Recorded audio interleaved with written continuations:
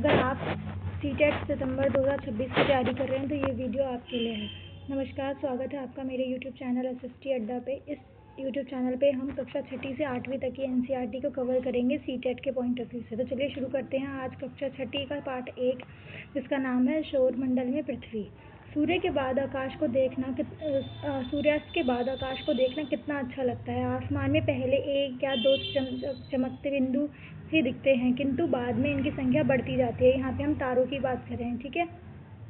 आप उनकी गणना नहीं कर सकते। संपूर्ण आकाश छोटी छोटी चमकदार वस्तुओं से भर जाता है। इनमें से कुछ चमकीले होते हैं और कुछ धुंधले। ऐसा प्रतीत होता है कि मानो आकाश हीरे से जड़े हों। इसमें से कुछ टिमटिमाते प्रतीत होते हैं और कुछ हमें, लेकिन कुछ जो हैं कुछ टिमटिमाते नहीं हैं। लेकिन अगर आप इसको ध्यान से देखेंगे तो आप पाएंगे कि इनमें से कुछ टिमटिमाहट अन्यों से अलग होती है, कुछ की टिमटिमाहट जो है वो अन्यों से अलग होती है। इसका क्या कारण है, चलिए देखते हैं, ठीक है। ये बिना किसी टिमटिमाहट के चंद्रमा के समान चमकते हैं। ये बिना किसी अच्छा, तो चंद्रमा किस तरीके से चमकता है आप सभी को पता है कि जो चंद्रमा है वो सूर्य से मिलने वाले प्रकाश की वजह से चमकता है। तो ऐसी चीज़ें जो टिमटिमाती नहीं है वो चंद्रमा की तरह होती हैं, जो किसी और के प्रकाश पर निर्भर होती है।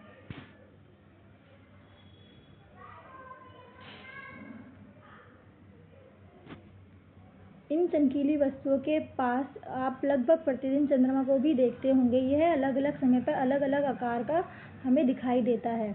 आप पूर्ण चंद्रमा को लगभग 1 महीने में एक बार देखते हैं। ये लाइन इंपॉर्टेंट है, सब हाईलाइट कर लेंगे कि पूर्ण चंद्रमा महीने में हमें सिर्फ एक बार देखने के लिए मिलता है, और इसी को हम पूर्णिमा कहते हैं। क्या बोलते हैं इसको, हम पूर्णिमा कहते हैं। पर उसके ठीक 15 दिन के बाद हमें चांद बिल्कुल भी नज़र नहीं आता। उस दिन को हम बोलते हैं अमावस्या। तो आप याद रखेंगे कि 1 महीने में एक बार पूर्णिमा होती है और एक बार अमावस्या होती है।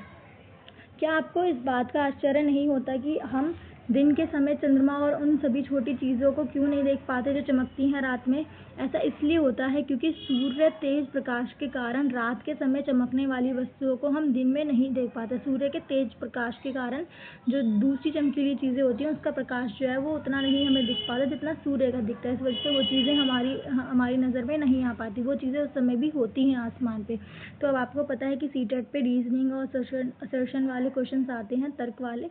तो उनमें ये कारण हो सकता है, जैसे एक स्टेटमेंट दे देगा कि दिन के समय हमें तारे क्यों नहीं दिखाई देते, और उसके कारण के रूप में हमें ये कोई कारण दे देगा कि सूर्य का प्रकाश जो है बहुत तेज़ है। तो इसलिए जब भी हम एनसीईआरटी को पढ़ेंगे तो हम लाइन टू लाइन चीज़ों को समझते हुए चलेंगे, ताकि असर्शन और रीजनिंग वाले क्वेश्चन में हमारे दिक्कत ना हो।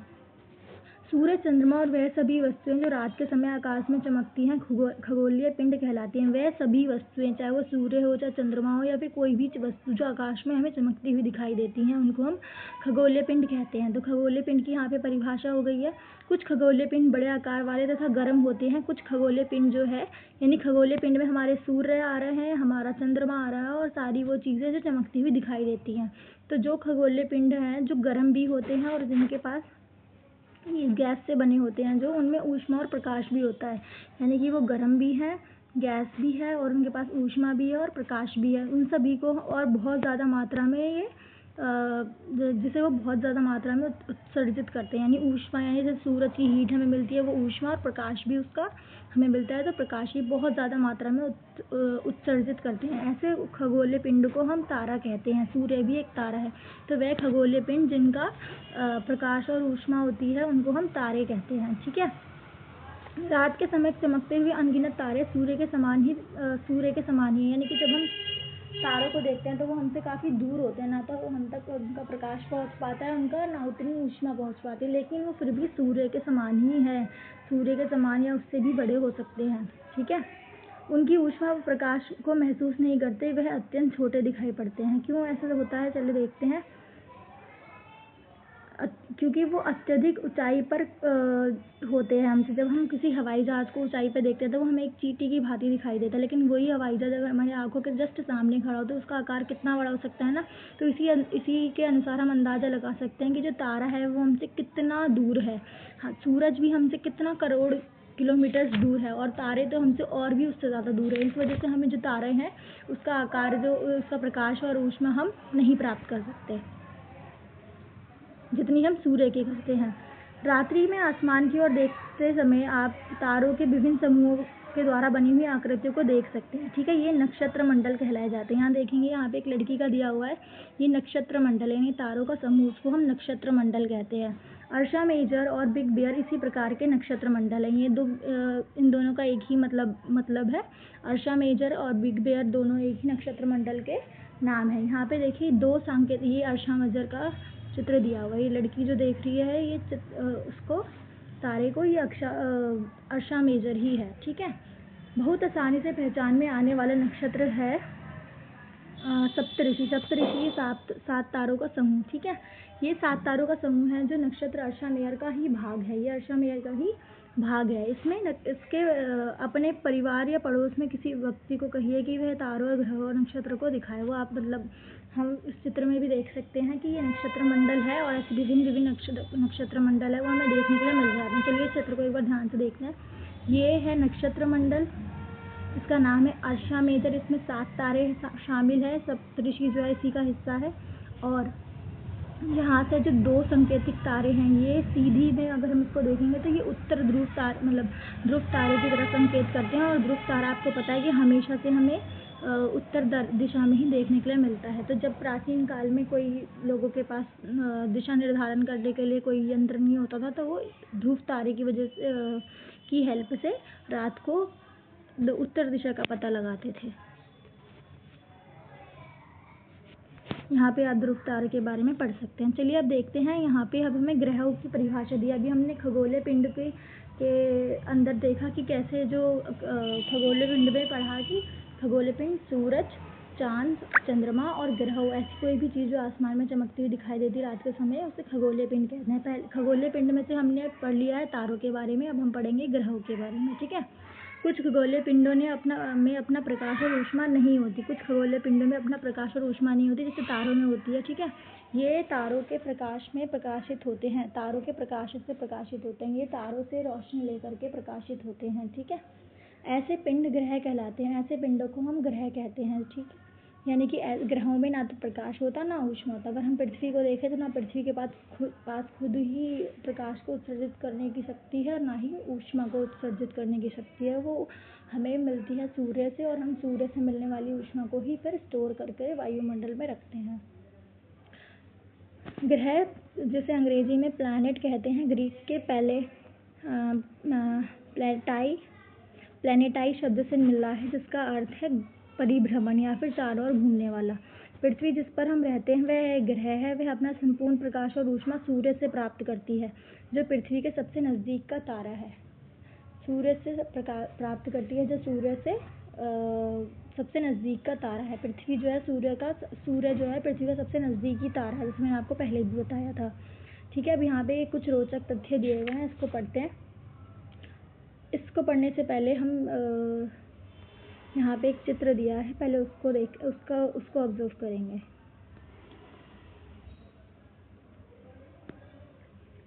यहाँ पे देखिए, यहाँ पे आपको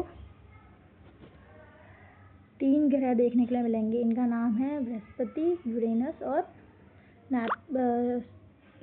शनि, बृहस्पति और यूरेनस। इन तीनों के पास क्या है? छल्ले हैं। इन तीनों के चारों तरफ हमें छल्ले देखने के लिए मिलते हैं। तो याद रखेंगे, पेपर में अगर आता है कि ऐसे कौन से 3 प्लैनेट हैं जिनके आसपास हमें छल्ले देखने के लिए मिलते हैं, तो वह है बृहस्पति, शनि और यूरेनस। और इसमें एक और दिलचस्प बात है कि जो हमारा सौर मंडल है, उसमें 4 जो हमारे ग्रह हैं, जिसमें है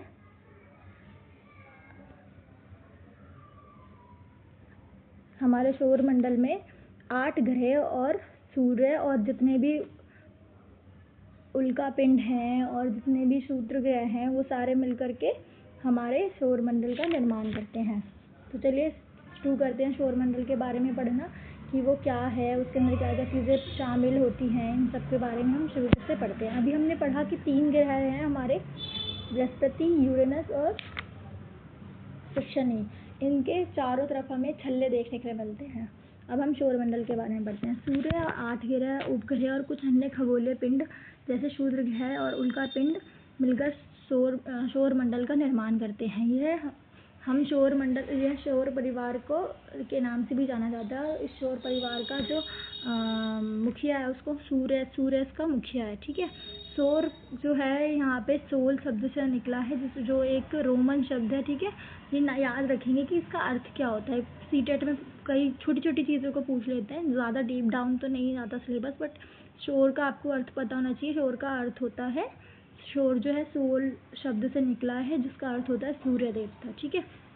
अब हम पढ़ते हैं कि जो हमारा प्लैनेट सौर मंडल है उसमें क्या क्या चीज़ें हैं शामिल। सबसे पहले और सबसे इम्पोर्टेंट है सूर्य। सूर्य सौर मंडल के केंद्र में स्थित है, यानी कि सूर्य जो है वो केंद्र में है यहाँ पे, और उसके ही चारों तरफ ऐसे करके अलग अलग ग्रह जो हैं वो परिभ्रमण करते हैं। सूर्य सौर मंडल के केंद्र में स्थित है। वह बहुत बड़ा और अत्यधिक गर्म गैस से बना हुआ है। इसका खिंचाव बल अपने इससे सौर मंडल को बांधे हुए है। मतलब इसका जो, जैसे अर्थ के पास एक ग्रेविटेशनल फोर्स है ना, वैसे ये खिंचाव बल होता है सूर्य के पास, जो सारे ग्रहों को अपनी तरफ खींच के रखता है और होल्ड करके रखता है। सूर्य सौर मंडल के लिए प्रकाश और ऊष्मा का एकमात्र स्रोत है, इसलिए इसकी अत्यधिक तेज ऊष्मा को महसूस नहीं, हम इसकी मतलब ऊष्मा ऐसी नहीं जितनी हम तक पहुंच रही है वो ही उसकी है ऊष्मा, लेकिन इससे बहुत ही ज़्यादा ऊष्मा और प्रकाश सूरज के पास है, लेकिन वो हम उतना फील क्यों नहीं कर पाते, क्योंकि सूरज जो है पृथ्वी से 15 करोड़ किलोमीटर दूर है। 15 करोड़ किलोमीटर दूर है, इतनी बड़ी दूरी है सूर्य और पृथ्वी के बीच की। याद रखेंगे ये इम्पोर्टेंट है पॉइंट कि सूर्य पृथ्वी से 15 करोड़ किलोमीटर दूर है। अब यहाँ पे कुछ शब्द दिए हुए हैं, इसको एक बार ध्यान से पढ़ लेते हैं। सीटेट में ये भी पूछ लिया जाता है। जियोलॉजी, जियोमेट्री और जियोइड। जियोलॉजी का मतलब होता है पृथ्वी का अध्ययन, जियोमेट्री का मतलब पृथ्वी का मापन, और जियोइड का मतलब होता है पृथ्वी के आकार के अनुरूप, यानी पृथ्वी जैसा। अब यहाँ पे ग्रहों के नाम दिए हुए 8 ग्रह के। सबसे पहले है बुध, फिर शुक्र, फिर शनि, फिर मंगल, फिर बृहस्पति, फिर यूरेनस, फिर बृहस्पति के बाद शनि, यूरेनस और फिर नेपच्यून। यूरेनस को अरुण और नेपच्यून को वरुण बोलते हैं हिंदी में, ठीक है। अब इसको याद करने की एक ट्रिक है, पर मैं तो कहूँगी कि आप हिंदी में याद कर लीजिए, आसान रहेगा, बहुत आसान है। बुध, शुक्र, पृथ्वी और मंगल, इसका 4 का समूह बना लीजिए। बृहस्पति, शनि, यूरेनस और नेपच्यून, इसका 4 का समूह बना लीजिए। जो स्टार्टिंग के 4 है कि चार हमारे ग्रह हैं, उन चारों में बुध, बृहस्पति, मंगल और पृथ्वी, ये चारों चट्टानों से बने हैं। जबकि बृहस्पति, शनि, यूरेनस और नेपच्यून अगर हम कहें कि एक तरीके से लावा से बने हुए, लिक्विड उससे बने हुए हैं, ये चट्टान से नहीं बने हैं। चट्टान से बनने वाले हमारे 4 ग्रह हैं, बुध, शुक्र, पृथ्वी और मंगल, ये याद रखेंगे। सौर मंडल के सभी 8 ग्रह एक निश्चित पथ पर सूर्य का चक्कर लगाते हैं। इससे यह रास्ता दीर्घ वृत्ताकार है। दीर्घ वृत्ताकार इसका रास्ता है, कुछ इस तरीके का, ठीक है। ये कक्षाएं कहलाते हैं। बुध सूर्य के सबसे नज़दीक का तारा है। यहाँ पे देखेंगे बुध जो है सूर्य के पास सबसे नज़दीक का तारा है। ये इनका क्रम भी है, ये इसी क्रम में सूर्य से इनकी दूरी है। सबसे पास का ग्रह है बुध और सबसे दूर का ग्रह है नेपच्यून। अपनी कक्षा में सूर्य के चारों ओर एक चक्कर लगाने में इसे केवल 88 दिन ही लगते हैं। शुक्र को पृथ्वी का जुड़वा ग्रह भी कहा जाता है, क्योंकि इसका आकार और आकृति लगभग पृथ्वी के समान ही है। अब यहाँ पे 2 चीज़ें हमें बोली कि सबसे नज़दीक का तारा है बुध, और पृथ्वी का जुड़वा ग्रह हम किसको बोलते हैं, शुक्र को, जो सूर्य से दूसरे नंबर पे और पृथ्वी हमारी तीसरे नंबर पे है। अब हम एक ऐसे ग्रह के बारे में पढ़ेंगे जो 2006 से पहले हमारे सौर मंडल में एज अ ग्रह हम उसको कंसीडर करते थे, लेकिन 2006 में इसको एक बौने ग्रह की संज्ञा दे दी गई। हाँ, इसका नाम है प्लूटो, ठीक है। प्लूटो इसका नाम है, और हिंदी में शायद इसको यम बोलते हैं। तो 2006 में एक बैठक हुई अंतर्राष्ट्रीय खगोलीय संगठन की, जिसमें प्लूटो और इसके साथ साथ 2003 UB 313 को भी बौने ग्रहों की श्रेणी में ला दिया गया। इसके कई कारण थे कि उन्होंने ग्रहों की परिभाषा को निश्चित किया कि ग्रहों का ग्रह एक निश्चित कक्ष में घूमें और उनका आकार गोल होना चाहिए। तो उन सभी परिभाषाओं के आधार पर प्लूटो को एलिमिनेट कर दिया गया प्लैनेट वाली कैटेगरी से और उसको बौना ग्रह बोला गया। अब हम पढ़ते हैं अपनी पृथ्वी के बारे में। सूरज से दूरी के हिसाब से पृथ्वी का स्थान तीसरा। अगर हम सूरज से देखें तो पृथ्वी तीसरे नंबर पे आती है और अगर आकार के हिसाब से देखें तो 5वें नंबर पे। सबसे बड़ा है हमारा बृहस्पति, सबसे बड़ा ग्रह है हमारा बृहस्पति। इसकी आकृति जो है भू आहाव है, यानी कि पृथ्वी के समान। जो पृथ्वी की आकृति है वो भू आहाव है, मतलब कि वो ऊपर से और नीचे से थोड़ी सी चपटी है। जीवन के लिए अनुकूल परिस्थितियां केवल पृथ्वी पर ही मौजूद हैं। ये ना तो अत्यधिक गर्म है ना अत्यधिक ठंडी। जैसे अभी हमने पढ़ा था जो शुक्र है या फिर जो बुध है वो बहुत ही ज़्यादा गर्म प्लैनेट्स हैं। जो बुध है वहाँ पे तो मतलब सबसे गर्म प्लैनेट हमारा शुक्र है। बुध जो है वो दिन के समय तो बहुत ही ज़्यादा गर्म होता है और रात के समय बहुत ही ज़्यादा ठंडा। और जो शुक्र है वो हमारा सबसे गर्म प्लैनेट है क्योंकि वो सूरज से बहुत पास है। तो वो वहाँ पे भी लाइफ नहीं है, केवल पृथ्वी है जहाँ पे लाइफ है। अब यहाँ पे प्रकाश की गति दी हुई है, इसको एक बार याद कर लेंगे। 3 लाख किलोमीटर प्रति सेकंड है प्रकाश की गति और सूर्य के प्रकाश को पृथ्वी पर आने में 8 मिनट का समय लगता है। कुल 8 मिनट में पृथ्वी पर सूर्य का प्रकाश आ जाता है। नील आर्मस्ट्रॉन्ग पहले व्यक्ति थे जिन्होंने 21 जुलाई 1969 पे चंद्रमा पर सबसे पहले कदम रखा था। ठीक है, इन्होंने यानी इस डेट को भी याद रखेंगे, इजी सा है। 21 जुलाई 1969 को नील आर्मस्ट्रॉन्ग जो हैं वो चंद्रमा पर कदम रखने वाले पहले व्यक्ति बने थे। चलिए सारे इंपॉर्टेंट पॉइंट जो भी हम हाईलाइट करते चल रहे हैं इसको याद कर दिए चलेगा। पृथ्वी का एक और इम्पॉर्टेंट पॉइंट है कि यहाँ पर सबसे ज़्यादा जो गैस है वहाँ वो तो नाइट्रोजन है, लेकिन यहाँ पर जो जीवन के लिए आवश्यक गैस है वो है ऑक्सीजन। जो मनुष्य जाति के लिए ज़रूरी है वो ऑक्सीजन गैस है। ठीक है, और ये दूसरे नंबर की गैस है जो पृथ्वी पर मिलती है। सबसे ज़्यादा नाइट्रोजन, उसके बाद ऑक्सीजन। अंतरिक्ष से देखने पर पृथ्वी नीले रंग की दिखाई देती है। क्यों? क्योंकि इसके 2/3 भाग पर पानी है और इसे नीला ग्रह भी कहा जाता है। अब हम पढ़ते हैं चंद्रमा के बारे में। हमारी पृथ्वी के पास केवल एक उपग्रह है। उपग्रह मतलब कि जैसे हमने पढ़ा यहाँ पे उपग्रह की एक परिभाषा दी है। एक खगोलीय पिंड है जो ग्रहों के चारों ओर चक्कर लगाता है। जिस प्रकार सूर्य के चारों ओर पृथ्वी चक्कर लगाती है या ग्रह चक्कर लगाते हैं। जैसे ये सूर्य है तो इसके चारों ओर लगाते हैं ग्रह चक्कर। अब इन ग्रहों के चारों ओर भी एक उपग्रह होता है जो चक्कर लगाता है। तो वैसे ही पृथ्वी के पास हमारे उपग्रह हैं। ठीक है, ऐसे जितने भी ग्रह होंगे ना उन सबके चारों तरफ कोई ना कोई उपग्रह ज़रूर होगा जो उनका चक्कर लगाएगा ऐसे करके।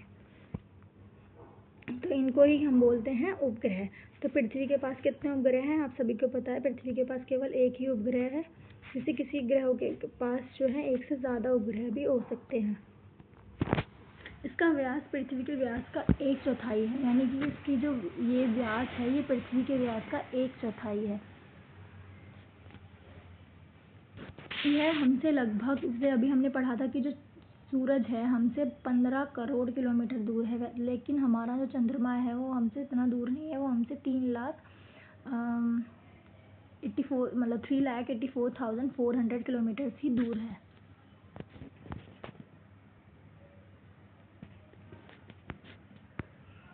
अब हम पढ़ते हैं चंद्रमा कितने दिन में जो है अपने पृथ्वी का चक्कर लगा लेता है और कितने दिन में वो खुद के अक्ष पे घूमता है। तो उसे कुल लगभग 27 दिन लगते हैं अपने चक्कर को पूरा करने के लिए भी और पृथ्वी के चारों ओर चक्कर लगाने के लिए भी। चंद्रमा केवल और हमेशा, क्योंकि वो घूमता रहता है और पृथ्वी के चारों तरफ भी घूमता है, तो इसलिए इस वजह से हम चंद्रमा का केवल एक ही भाग को देख पाते हैं। और जब पूर्णिमा का दिन होता है उस समय हमें जो चंद्रमा पर पहाड़, पर्वत या गड्ढे बने हुए हैं उसकी हमें छाया को देखा जा सकता है। तो किस समय हम चंद्रमा पे जो आकृतियाँ हैं, भू आकृतियाँ, उनको देख पाते हैं पूर्णिमा के दिन। अब हम पढ़ते हैं क्षुद्र ग्रह और उल्का पिंड। अभी हमने पढ़ा चंद्रमा के बारे में। अब हम इम्पोर्टेंट पॉइंट्स हैं जो इनको बस कवर कर लेंगे। क्षुद्र ग्रह वह ग्रह होते हैं जो सूर्य के चारों ओर चक्कर लगाते हैं, इन पिंडों को क्षुद्र ग्रह कहते हैं। ये मंगल का जो, और ये मंगल ग्रह है, इस कक्ष पे मंगल घूमता है, और यहाँ है बृहस्पति सबसे बड़ा ग्रह भी है।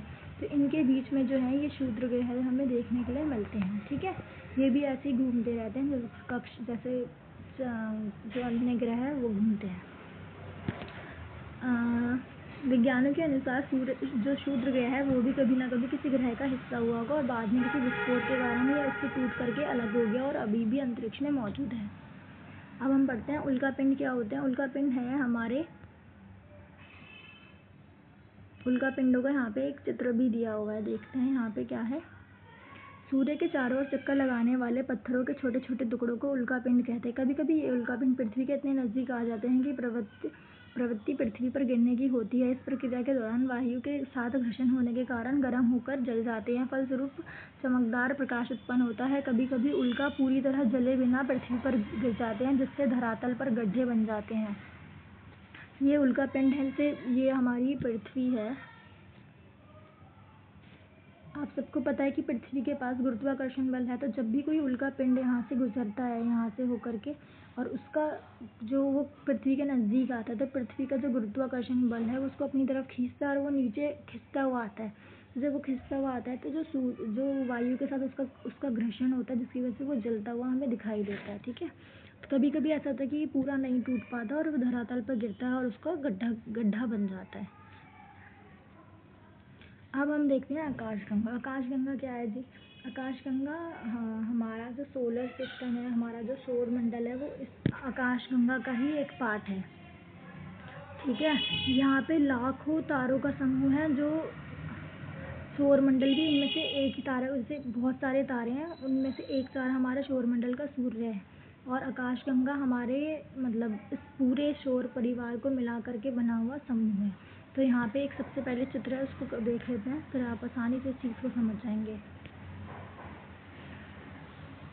सबसे पहले आते हैं आप, फिर आप यानी मनुष्य को मिला करके एक मनुष्य जिस प्लैनेट का हिस्सा है वो है पृथ्वी। पृथ्वी जिस ग्रुप का अगर हम कहें हिस्सा है तो सौरमंडल जिसका हिस्सा है वो है आकाशगंगा, और फिर आता है ब्रह्मांड। तो इस तरीके से आज हमने चैप्टर नंबर 1 कंप्लीट किया है। इसके बाद हम चैप्टर नंबर 2 जल्दी स्टार्ट करेंगे। चलिए, तब तक के लिए आप अपनी रिवीजन को स्टार्ट रखिए, अपनी प्रिपरेशन को अच्छे से चलाइए। मिलते हैं अगले वीडियो में।